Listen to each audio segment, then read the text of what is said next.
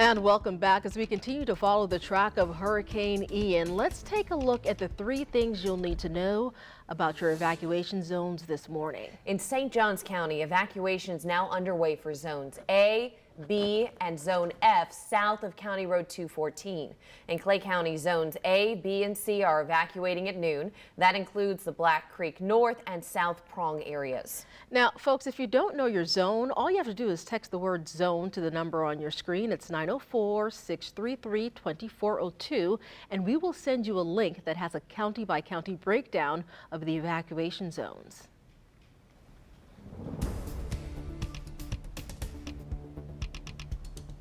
All right, thank you, Hurricane Ian. Boy, we're just holding our collective breath when you see something like this. And Robert Speta talking about this intensification. The Reconnaissance Air Force hurricane hunters finding pressure down to 935 millibars. The lower the pressure, the stronger the storm. And with winds of 155 miles per hour, our weather team finding out this would be like an EF3 tornado.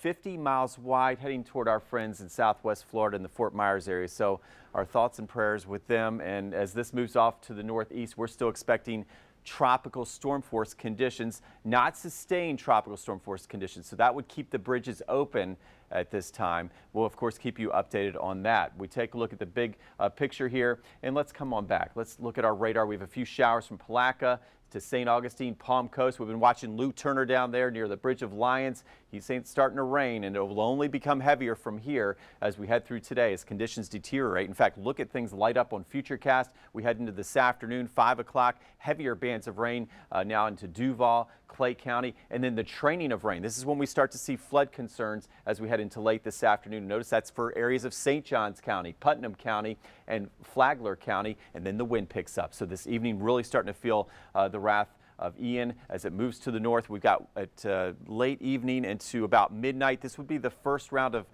possible significant flooding in our area with that heavy rain, wind gusts near 50 miles per hour, especially from downtown to the south. So we're watching Riverside and Avondale with that first of 4 significant high tides with a surge of about 4 feet above where they should be. So that water level we're watching, it's about 2 feet less than Irma, okay, if you remember that. We take a look at tomorrow morning. We've got the center of low pressure, Ian, moving offshore, okay, as we head toward the afternoon. So things will start to improve maybe as early as late Thursday into early Thursday evening. We'll keep an eye on that. So a little quicker timing for us, but still big impacts, including flooding across the area. And as we look at St. Johns and Flagler County, 8 to 14 inches of rain. We talk about how much power these storms have. So if you looked at the sky yesterday, I said, boy, this reminds me of a Midwest sky before a big blizzard. Well, in blizzards, you usually don't see 140 inches of snow, do you? This is how much snow this would have put down, 140 inches. Think about that.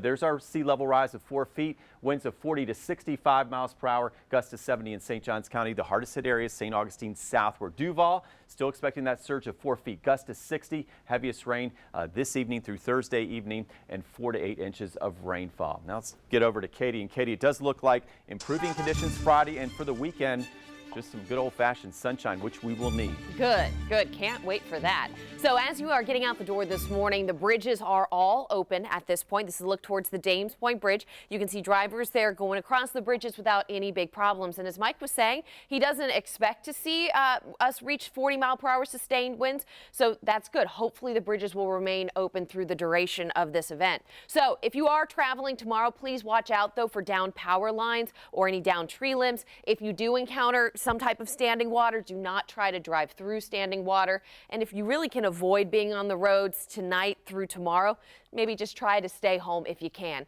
You could see increased traffic from evacuations out of some of the parts of the St. Johns County area along I-95. You could see some heavier traffic on I-75 from people leaving the Tampa, Sarasota area. But if you are traveling this morning, have not seen any major delays or crashes causing problems on I-95 towards the downtown area. Those of you traveling into or out of the beaches, those roadways look fine. And again, these bridges are open as well.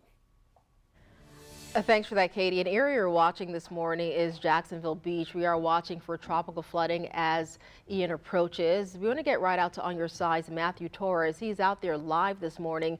Matthew, I was just watching your Twitter feed. I saw that you were right near the Jacksonville Beach Pier. The pier recently reopened, as a matter of fact. It was damaged during Hurricane Matthew back in 2016, now reopened. You also mentioned seeing some fishermen out there, and the wind is really whipping at this hour. Yeah, so we actually did make our way closer to the pier, closer to the water. I know it's a little bit hard to see right now, but the waves really kicking it, getting stronger. The wind has also picked up here, and we have seen people out and about trying to take advantage, trying to see what the conditions are like. And just like what you mentioned, Ian is really going to be somewhat of a test for residents here, especially now that it's coming months after the pier here has reopened following years of construction after it was heavily damaged by Hurricane Matthew and Ian. But of course, it was rebuilt with stronger storms in mind. So knowing that people might be coming out and about here, especially with classes being canceled, one thing to keep in mind is, of course, to stay away from the dunes. Residents really are paying close attention to that to make sure it is still intact, since it is quite a helpful tool, especially during strong storms. But as I mentioned, we've seen people out and about. One of them is Vanessa Luna. We just grabbed her and her boyfriend as they were really just watching the waves here. I understand, Vanessa, you've been here for quite some time, but this is actually your first hurricane. What's going through your mind? It's a little exciting, a little scary, but mostly exciting, I would say. And I know your boyfriend has been here longer than you have. Have they told you how to prepare? Do you feel like you know what to expect? Yeah, I heard to expect a lot of rain, flooding, possibly a lot of fall from trees, and basically just the place to be shut down, which is what we're expecting. So nerves and a little bit of fear kind of all intertwined. What is it like to be out here right now, even before we start getting the rain? I mean, it's exciting. Like I said, it's a little scary. We've been here for quite a while, and it was a little bit darker, but I think the lighter it gets, the scarier it looks, honestly. All right, well, Vanessa, good luck for you. And again, we're seeing more people trickling their way here to the beach. But for now, we'll send things back over to you guys.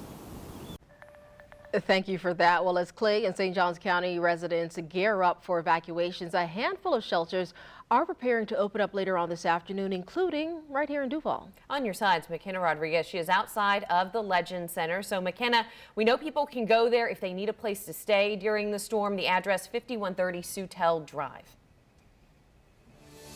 Yeah, that's right, Katie. Well, Duval County is not under evacuation, but Mayor Lenny Curry did declare a state of emergency. So the Legend Center is going to be open starting today at 5 for those who need to seek shelter from Hurricane Ian. But we also know that some of our other counties are under evacuation. So that's going to be Clay and St. Johns County. Now, Clay has a few shelters opening this morning, and we're going to start with that list at Lake Asbury Junior High. That is for special needs, and that opens at 8. Clay High School, Wilkinson Elementary, Keystone Heights High School, and Orange Park High School. Those 4 shelters open today at 3 p.m. Now, Keystone and Orange Park High School are pet friendly. Over in St. Johns County, we got Pacetti Bay Middle School for special needs, Southwoods Elementary, which is pet friendly, and Pedro Menendez High School. All 3 shelters open today at noon. Now, Duval, Clay, and St. Johns County officials say that those are the only shelters they have planned as of right now, but they are ready and prepared to open more if need be. We'll continue to keep you updated with that list as that grows if need be. Reporting on the north side, McKenna Rodriguez, First Coast News, on your side.